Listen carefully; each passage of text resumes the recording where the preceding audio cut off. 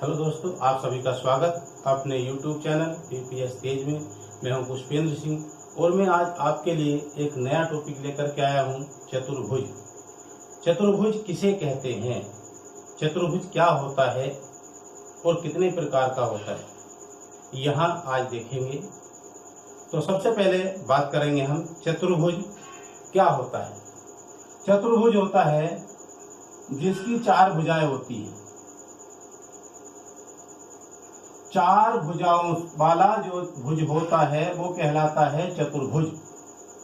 और हम इसे परिभाषित कर सकते हैं किसी यानी कि चार सरल रेखाओं से घिरी आकृति को चतुर्भुज कहते हैं। तो इसमें चार रेखाएं हैं, ये चार रेखाएं आपको दिखाई दे रही होंगी।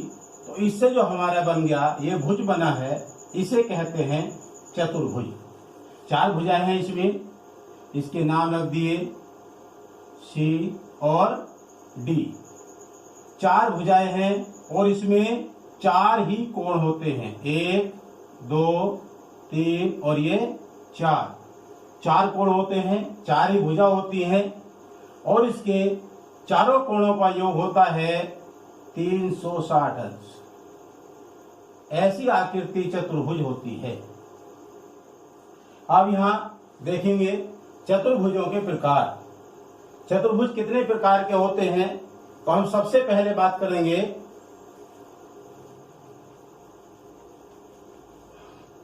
आयत। नंबर 1 आयत।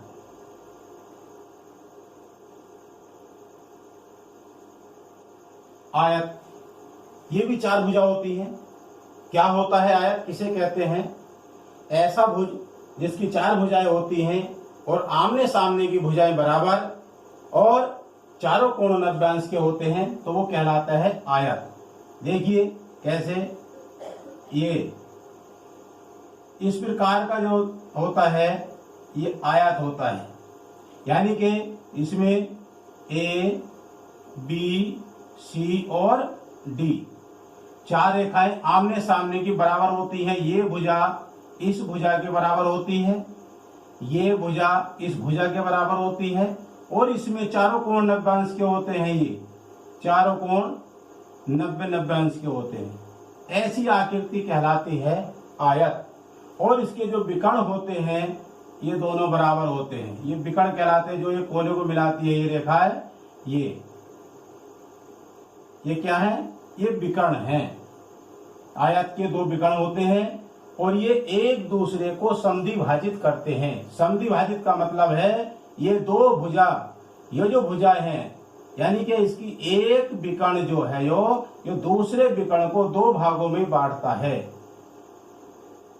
ये और ये दोनों बराबर होंगे, यो विकर्ण और ये विकर्ण भी बराबर होगा।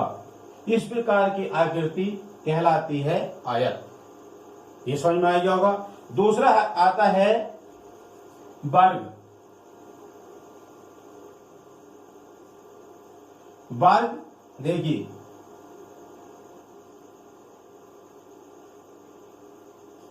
वर्ग होता है ऐसा चतुर्भुज जिसकी चारों भुजाएं बराबर होती हैं।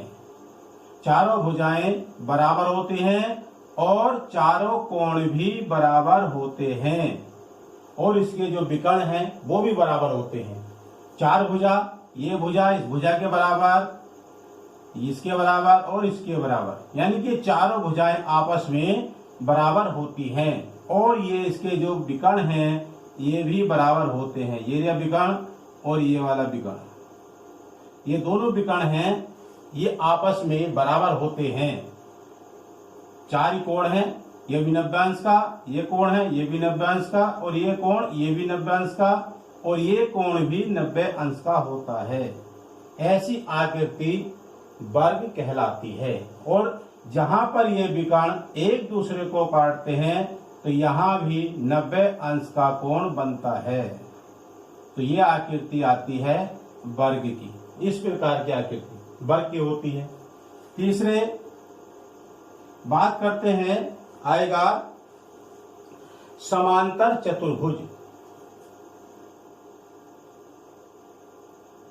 समांतर चतुर्भुज किसे कहते हैं? समांतर चतुर्भुज। जैसे इसके नाम से ही पता चल रहा है कि समांतर चतुर्भुज, यानी कि आमने सामने की भुजा समान बराबर होती है, आमने सामने के कोण बराबर होते हैं। देखिए जैसे हम इसकी आकृति से करेंगे, ये आकृति चतुर्भुज इस प्रकार का, यानी कि इस प्रकार का चतुर्भुज कहलाता है समांतर चतुर्भुज।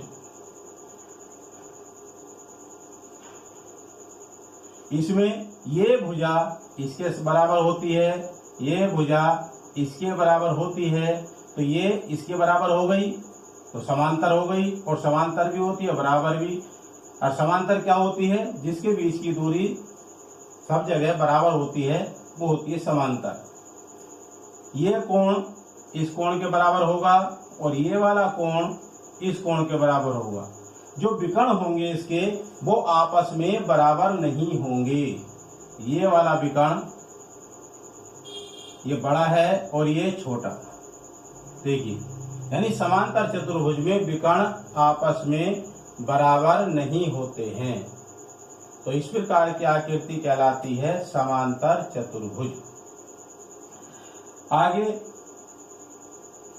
नंबर 4 चतुर्भुज सम चतुर्भुज कहलाता है। सम चतुर्भुज देखते हैं।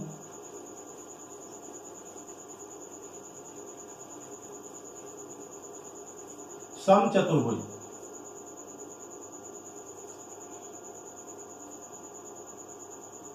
सम चतुर्भुज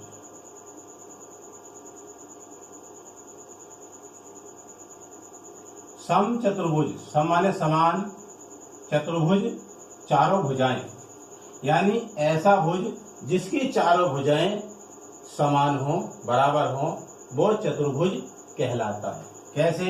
जरा देखिए, ये इस प्रकार की आकृति आती है। इसमें चारों भुजाएं बराबर और इसके विकर्ण बराबर नहीं होते। भुजाएं तो बराबर होती हैं, लेकिन इसके जो विकर्ण हैं वो बराबर नहीं होते हैं, अलग अलग होते हैं। बी, सी और डी, यानी कि इसमें ये भुजा और ये भुजा और ये भुजा आपस में कैसी होती हैं? समान होती हैं, बराबर होती है। इसे कहते हैं सम चतुर्भुज। ये कोण इसके बराबर होगा, ये इसके बराबर है। और यहाँ एक चीज और देखिए आप, यहाँ पर जो विकर्ण है ये 90 अंश बनता है कोण। यहाँ जब ये विकर्ण एक दूसरे को काटते हैं तो ये कोण भी 90 अंश, ये भी 90 अंश और ये भी 90 अंश और ये कोण भी 90 अंश का होता है, यानी कि चारों कोण 90-90 के होते हैं। दूसरे जब ये 90 के हो गए तो यहाँ पर आप देख रहे होंगे कि एक त्रिभुज इस प्रकार का त्रिभुज बन गया। ये ऐसे एक त्रिभुज और ऐसे एक त्रिभुज इधर बन गया और एक त्रिभुज इधर और एक त्रिभुज इधर। तो इसके अंदर 4 त्रिभुज बने हैं और ये त्रिभुज बना है क्या? समकोण त्रिभुज। और समकोण त्रिभुज में आता है, ये इसके सामने का कर्ण होता है और इसका जो वर्ग होता है इस रेखा का वर्ग और इस रेखा का वर्ग इस कर्ण के वर्ग के बराबर होता है। ये समचतुर्भुज की पहचान है। इस प्रकार का, तो ये बात समझ में आ गई होगी चतुर्भुज। आगे आते हैं हम नंबर 5 पर। आगे आता है चतुर्भुज समलंब।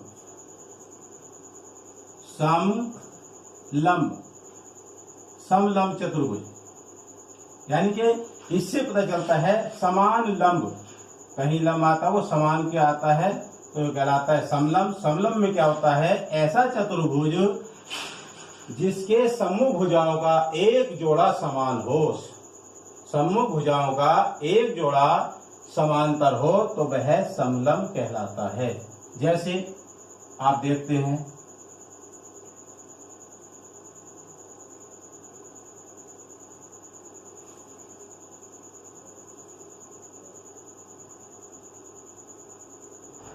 इस प्रकार की आकृति A, B, C और D, ये जो रेखा है, एक ये देख रहे होंगे, एक ये, तो ये सम्मुख भुजाओं का एक जोड़ा हो गया। तो ये क्या है? समांतर है, यानी यो भुजा इस भुजा के समांतर है। तो ये कहाँ होती है जब ये समांतर होगी? एक जोड़ा समांतर हो गया, ये इसके समांतर नहीं है। तो हमने बताया था इसमें कि समलंब में ऐसा चतुर्भुज जिसकी सम्मुख भुजाओं का एक जोड़ा समांतर हो तो वह समलंब कहलाता है। और इसमें देखिए ये दूरी और ये वाली दूरी बराबर होगी, यानी इन भुजाओं की जो दूरी यहाँ होगी वही दूरी यहाँ होगी। तो इस प्रकार से समलंब बनता है। और ये जो कोण है और ये कोण, इन दोनों कोणों का योग 180 अंश होता है। कितना होता है इनका? 180 अंश। इस कोण को नापेंगे और इसको नापेंगे तो इन दोनों कोणों का योग होता है 180 अंश। ऐसे ही इन दोनों कोणों का योग भी 180 अंश होता है। ये समलंब में आता है। कभी कभी यहाँ कोण देंगे, ये कोण दे दिया तो ये कोण आपका निकालने के लिए आएगा। तो हम निकालने के लिए कार्य करेंगे, इस कोण को 180 में से घटा देंगे तो ये आ जाएगा, और ये कोण दिया है तो 180 में घटा तो ये आ जाएगा। इस प्रकार की आकृति कहलाती है समलंब। ये आज हमने चतुर्भुजों के विषय में बताया, समझ में आ गया होगा। यदि आपने हमारे चैनल को सब्सक्राइब नहीं किया है तो सब्सक्राइब कर दीजिए, और वीडियो पसंद आया है तो लाइक करिए। धन्यवाद।